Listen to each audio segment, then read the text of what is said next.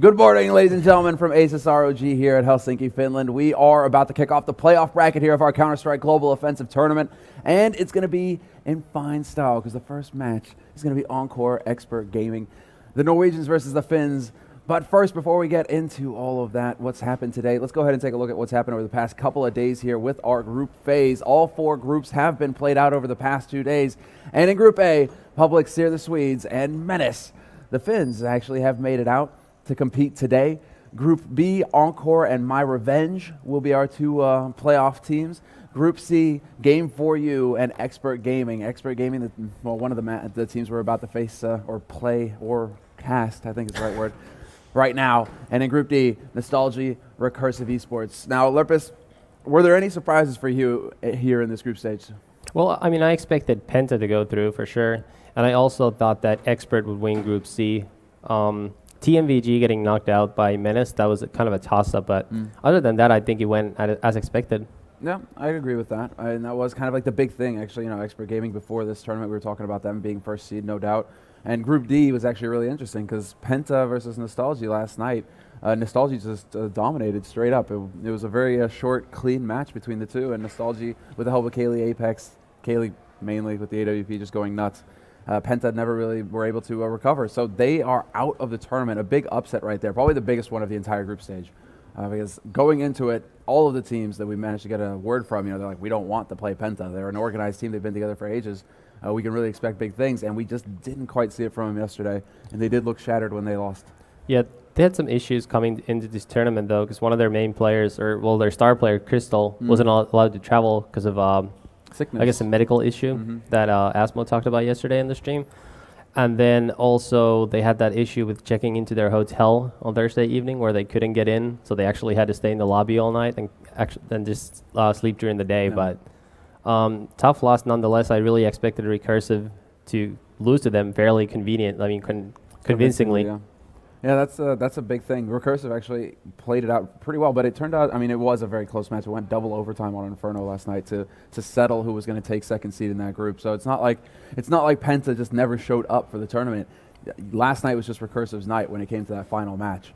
I was really surprised to see Recursive fight back because once it was 14-14 and Penta was in a save round, I was watching this from home, and Penta went to B. They took over B and Inferno and won the save round. It's 15-14. I just turned off the stream. I'm like, well, might as well go to sleep now instead of wasting 2 more minutes. Oh, ye of little faith. Get 2 more minutes of sleep. Feel 2 minutes fresher today, and then I wake up. I'm like, wait, what? You missed a really entertaining series of overtimes. It was both of them. The first one was really close, just back and forth, round after round. But the third one, they did actually manage to get ahead, Recursive. And that last round, I believe it was 4-1. So in the end, the Finnish team Recursive, really just strong performance to get it through. That was the one thing that Recursive had so many opportunities during the regular time, during the first 30 rounds to close out the game. So for Penta to come back into it and then actually win that eco round was huge in the 29th round. But that was one of our biggest matches yesterday. Of course, in case you're curious, all of the VODs will be loaded up to YouTube on our channel at Room on Fire Studios. So if you want to catch any of the group phase matches, if you weren't here to tune in, they're all loaded up to YouTube. You can find them at any time there, as well as all the playoff matches from today. So be sure to check that out. There's a link at the bottom of the page. If you scroll down, you can find them all there. As far as the teams here right now that are getting ready, there are 2 matches, and I think we should be able to look at the brackets now so we have an idea of all 8 teams that will be competing throughout the day today. But here we have it. Public Seer and My Revenge are going to be clashing at the same time here as ENCORE and Expert Gaming. So Public Seer, Public Seer, I keep calling them that, but they're Public Lear. Now Public Lear, they have Pith on their team, or Pit. I'm going to go with Pipe. I still want to call him Pipe. That's the English pronunciation. I still want to just call him Ladder Bro, because I never want to let him live down the fact that he died after buying a Nega from dropping off a ladder on crane. Now that was one of the biggest plays in the history of CS. But do we have, I don't believe any of the players have joined up on the server yet, guys, so we're still going to be kind of spinning our wheels here and watching them warm up because everybody is here. And this is fairly early as far as gamers are concerned. So this is a pretty brutal start to the day. We'll have to see who's actually going to, who will have chugged the most coffee here in a short span of time. But the other 2 matches that are going to be happening later today, because we're going to play out 2 of the quarterfinal matches now. In a couple hours' time, the other 2 teams, or the other 4 teams rather, will have time to set up. But it's Games For You and Recursive who will be facing off, as well as Nostalgia and Menace. Now, Menace, they made it through their group yesterday, but to run into Nostalgia is basically who was going to run into Nostalgia and who's going to run into ENCORE. Yep. Those were the two landmines that you needed to dodge to be able to make it into the semis, I think, because those two teams look so very good right now. Yeah, and oddly enough, from the bracket we're just looking at, it looks like they might meet in the semifinals, which is different from what we were told yesterday. So that's going to be something we're going to have to take a look at and just make sure we have the bracket correct here. Let's bring the bracket back up again, please. Because that shouldn't be. I mean, we're talking about the first and second seeded teams here. And you're right, they are in the same. This is almost like Nip Titan. This is not supposed to happen. They are not supposed to face before the finals. We're not looking to recreate similar histories here. So, actually, guys, this needs to be taken a look at. But we shall see what the status is here. This is correct, apparently. Okay, well, that's a bit of a bummer. That's a bit of a shame, really. These are the two teams, really, that you would expect to make it to the finals, seeing as how they're first and second seed in this tournament. I mean, debatable who gets first and who gets second seed. I mean, ENCORE should probably get first seed, and Nostalgia being the mix. But still, with just the sheer talent that's on Nostalgia, you would expect them to at least take second seed going into this. So, for them to be on the same side of the bracket seems fairly odd here. Yeah, and that's going to make the other side of the bracket a little lopsided now.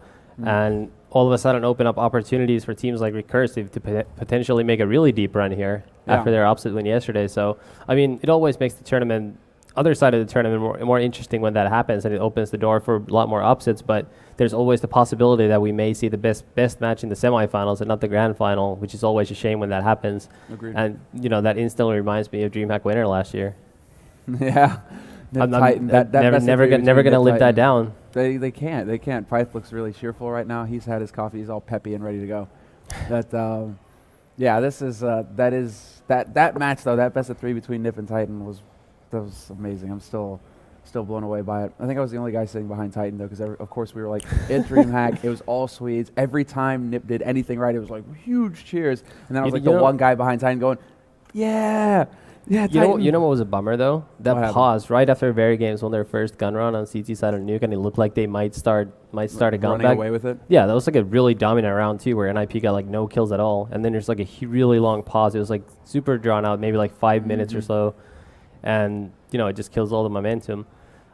No, there was the gun round that they won, but then Nip came back and won the second round, didn't they? In that scenario. Yeah, but then after the save rounds, Very Games won the first gun round really dominantly. Right. Yeah. That was such a. But yeah, that's almost a year ago now. I know, man. That's crazy. It's crazy how fast it goes. That's the thing, and I still remember that as being one of the best series that we've had. That's the beauty of it. Nip Titan. I mean, it's El Clasico. It really is such a pleasure to watch both of them play. Right now, online, recent times, Titan actually took at 16-14 on Nuke versus Nip. That's actually the first time that this roster of Titan have beaten NIP. I mean, this roster was together last year too in 2013, and they were never able to take down NIP on a map, even though they had a bunch of OT losses, 14-16 losses. I believe it was ESCA where they lost both maps in a best of 3 series, 14-16. So, I mean, they feel the pain. I mean, you probably know it better than I do, since you can talk to them. Yeah, that's they, as far as they're concerned, you can hear the frustration in their voice. You know, when you get to listen to the comms, and sometimes when they're playing Nip, you can really hear the frustration that's in their voices. Sometimes where it's just like, oh, it's just get right. He's just doing something that makes no sense. Don't think about it, right? But like, you know, you can hear it behind NBK's voice. He just wants to reach over there and smack get right around the head or something. So there's a lot of history. That's why it's always the most fun match to watch. There's no doubt. But this match right here today, ENCORE versus Expert. I think this is kind of like David and Goliath story here, because ENCORE yesterday, the 2 days ago rather, they played in Group B. They just beasted all of their opponents with very smart, patient play, never really taking any risks, never giving their opponents any chance to get into the game at all. It felt like they were just destined to make it through their group in first seed. Whereas Expert, you know, the team that we really expected to have big results and take first seed pretty convincingly, they never really seemed to show up for their match. So we have to see if a good night's rest may have given them an edge here, and they can put up a strong fight versus ENCORE rather. Yeah, the thing is though that I think if we had this conversation prior to this tournament starting, we probably would have expected these two teams to be neck and neck, because we just didn't know if ENCORE was going to be that good with how little time they had to practice. So, I mean, they had a really dominant showing on the opening day, and that's really changed the perception we have of them as a team. But I still think we can't just rule out Expert. I mean, they're a pretty solid team. they played really well in that second game yesterday after supposedly adjusting too much to how games for you were going to play in the opening round. So, can't rule them out. I think they're still going to be competitive in this game, and I wouldn't even rule out an upset here. No, that's possible. That's the thing. That's what I'm wondering about here with a good night's rest, a couple cups of coffee. Maybe they hit the ground running here today. That's going to be the big question that we're all wondering right now, because the performance from them yesterday was just a little bit lackluster. So it wasn't the expert gaming that we've seen compete at DreamHack or at Copenhagen Games, who have been able to put up fights and really make teams earn their wins, even if they weren't able to take it out or take the win. Expert always made their opponents work for it. And yesterday was just a very odd experience. But everybody is here on the server, all 5, and we should be ready to go here in a couple minutes' time, guys. And that's okay. We just have the 3 maps as well. So it is going to be Nuke, Inferno, and Dust 2, the 3 maps in this series. Inferno, Dust 2. Interesting the order that these are going to be played in as well. Inferno, you usually expect to see Inferno as the first map, but this time around they're going for Nuke. Yeah, it's a nice change of pace that we see no Mirage. We've just seen that map played so many times in the tournament that... I never had a problem when Inferno was being played a lot in MiG tournaments, because I think it's the best map in Counter-Strike right now. But seeing this much Mirage, I sort of started to understand what people are saying when they're complaining about Inferno being played too much. Even though I still think Inferno is a way superior map to Mirage, I understand some people just may have different personal opinions. Sure. I still really enjoy Mirage. I feel like it has more potential to be an aggressive map than Inferno does. More interesting strats that we can see. Sure. And that's the thing. It's when you watch a map so many times, the real thing is when you start noticing the details between all of the different teams and how they adjust, what's their style on the map, and being able to pick up personal things from players and from teams. That's a very fun little detail to be able to get. So actually watching so much Mirage, you start seeing really different ways of how the teams are holding on their CT side, how they're playing it out on T side, and that's what makes it interesting. Even if you are watching the same map over and over again, you're getting a different version of the map every time. So getting more Mirage over the Inferno, I'm sure we'll get our fair share of Inferno at Gamescom in a couple weeks' time. So let's savor it right now. But we are back on camera. Hello, guys. Good morning. It's 10:30 in the morning here in Finland. It's too early. It's too early to be up. It's the latest wake up I've had in multiple weeks. Yeah. Well, you have to wake up at 6 in the morning? Almost. That's brutal. That's no fun. But we have both of the teams ready, and no, actually not ready yet. But all 5 players are here for each team, so we should be able to start this off. But Nuke. Let's talk a little bit about Nuke and how this is going to favor. Do you think this is going to favor going into it? I actually think ENCORE is going to be pretty good on Nuke. I would assume this is their map choice. Finns have traditionally been a good Nuke country, I guess you would say. I assume they're going to be pretty good on it. And if they win the piss round, especially, I think they can really make this ugly on the first map. Well, we haven't, as far as I know, we haven't settled. The starting sides, right? Yeah, we haven't settled who's going to get the start on which side. But if it comes down to it, the knife, I think this is going to be one of the most important knives that Expert Gaming play all tournament long. They absolutely have to get this knife and get that CT start here versus ENCORE. Because you just need to have that CT side to start building a little bit of confidence, I think, because you are going up against ENCORE. They had a near flawless run through their group, only losing, I think, not even a total of 10 rounds in both maps. They just absolutely dominated. So... that was 2 days ago, though, now, so... It's true. And maybe not to, got worn out by all this commentary thing, he maybe took the edge off. Or... Maybe it was just a ploy by me to get him to cast late into the night so that he would lose today, considering I tweeted a couple weeks ago saying he's not going to make the final. Oh, really? You talked some smack like that? No, it's because someone was asking whether he's going to cast the grand final on TV because it's in Finnish, because they knew I was going to be casting here. Yeah. And he said no, because he might be playing, and I was like, you're not going to be playing, bro. No, he was sending me links to the email. He was always nobody had even asked him if he was going to cast or anything like that. Yeah. They were just including him in the articles, being like, "Oh yeah, by the way, and Natu will guest cast." And he sends me the link, and he's like, "What? Nobody asked me about this. What do they think? I'm going to be out of the tournament for his day or something? What's going on?" That's how it works in Finland too. No one asks me. They're just like, "Oh." Oh, by the way, Tommy, you want to come on? So it's like Petri messages me or calls me. He's like, "Yo, I need you to come on the weekend." I'm like, "Well, what?" Nowadays, at least it happens 3 weeks in advance, so I get to plan for it. Okay, but he's done it before. But in the past, it used to be a couple days before. No, it's usually just he assumes that I knew that it was going to happen anyways. It's like, yeah, well. Well, there we go. That's how it is. Yeah. You have no choice, Tommy. Well, how long have you known Petri now? I have a choice, but I'm a nice guy. Yeah, you are. You're not a pessimist at all. I don't know, something like a decade. Oh, I mean, he's been running things in Finland for a really long time. He is kind of like the head honcho here, isn't he? As the godfella of Finnish Counter-Strike. Did you say the Godfather though? Yeah, that's what I meant. He needs to have like his cat then or something, right? He needs to be able to walk around and He shouldn't be the one because he's walked like 50 kilometers in 2 days. He showed me his pedometer. Yeah, that was pretty That's nuts. insane. I think Sandals. it was more. I think it's something like 25K. He did 25 and he did 25 per day basically. Oh, since yeah. the event started. And and he's in sandals too. That's the crazy thing, man. It's like leather sandals. He's got feet like that are just made out of like raw leather or something because he doesn't feel it. He's a monster, Petri. But that's the thing. If he's the Godfather, then he's doing it all wrong. He needs to just have like a little enclosed room, maybe with like a little fireplace or something, and sitting there with a cat in his lap, and then everybody comes to him, ask for guidance, basically. How should we do the groups, Petri? Yeah. Well, I guess now that you put it that way, I guess I'm the Godfather, really. Yes. I'm the guy everybody just comes to.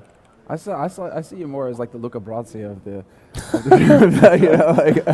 you walk up to him and Petri, I am deeply honored that you would have me at your event, and then basically he's like, okay, I want you to take care of this guy, have a talk with him, and make him an offer he can't refuse. I mean, you've been working out too, man. You're getting pretty buff. It does look like you can get in their face a little bit if you needed to. It looks like we are gonna go live finally. I see why we were waiting. I see. It was Wabbit over on the Finnish stream. Always the streamers just giving us a bad name. Seriously, man. I mean, we were on time. We were ready to go. We were raring to go. I'm sure all of you guys are too. There are actually guys here in the stage as well. That's insane. Go back to sleep. No, don't. It's still a little early for most gamers, I think. This is a Saturday morning as well. Yeah, it's a Saturday morning. You get out of work and you look like that's the thing. You get out of work Saturday morning, you want to sleep in a little bit, but then with such a beautiful CS we're about to have here between the Nords and the Finns. Gotta avoid saying the Swedes. The Swedes will be later, but the Finns. Okay, so you should probably jump into the game. The knife run is currently live. Mm-hmm. Now let's find out who's going to be able to start here on the CT side. I think that's the most important thing here for Expert Gaming. They really do need to pick up the strong start, but they're getting cornered. It's still 1v2, and ENCORE will pick it up. So ENCORE, of course, choosing to stay. They want that favorable start, and look at Natu. You look so happy right there. We have him right here in front of us. He looks pleased. Yeah, the camera's been put at a very bad angle for Natu. But the father of CS is here. He's ready. He looks well rested and excited. The rest of his crew are here as well. And this is the team to watch going into now the semis. Although we shall see who makes it and survives to go on to the finals today. But let's begin. It is the first round of this first map of this best of three. As well, best of threes. There's something to say here. But it is going to be on Nuke. And Team Expert Gaming are starting on the T side here. And just gathering around in lobby. Nothing crazy from them. Really taking their time with the setup. And at this point, do you feel like this is the right move to be going for here versus ENCORE? I mean, I'm not sure if there is a right move. Nuke T-side pistol is just brutal.